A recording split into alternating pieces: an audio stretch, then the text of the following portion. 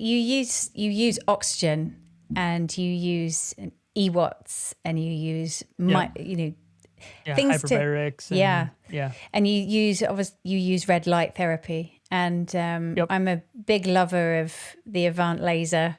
It built my Yeah. son's left brain. It really Yeah. It's transformed. awesome. It transformed our world, and I saw huge changes when I started using it. But we also Yep. use many other, sensory integration methods too. But that laser was just amazing. Tell me Yeah. how you use it and what difference it makes. Like, give me some examples of some of the children you've seen transform within weeks in using it. Yeah. Your brain needs three things to develop. It needs oxygen to produce enough ATP. It needs ATP, and it needs stimulated. It's that simple. You give them oxygen to get oxygen. We use lasers to increase ATP. It upregulates mitochondria. It upregulates cytochrome C oxidase on our mitochondrial complexes, and then it's complex 3.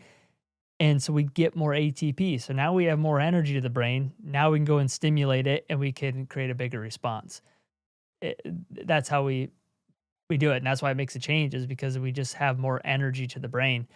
So from example on like changes, before I started using those, I did traditional rehab, primitive reflex rehab, doing movements, doing whatever it may be. And I would say the great majority of the time, we don't even have to do movements for primitive reflexes. We can use different brain stimulation, getting energy to their brain to get rid of those reflexes in a lot of cases. So like even with these kids that are really severe nonverbal autism that can't do anything, you can't get them to do anything, we can usually get them to the point where the reflexes are gone anyways, just by getting that neural inflammation down and activating the appropriate networks and using other tools to fire up those systems. But like we see, all the time, reflexes go away really fast. Balance centers improve, eye tracking centers improve, gross motor skills, communication, kids that are nonverbal.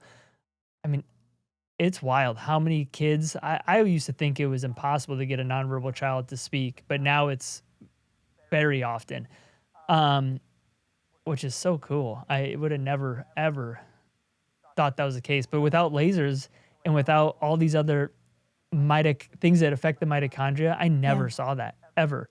But now we see it very consistently, which is super cool. Behavioral regulation, that's usually one of the first things. They're calmer, they're easy to work with.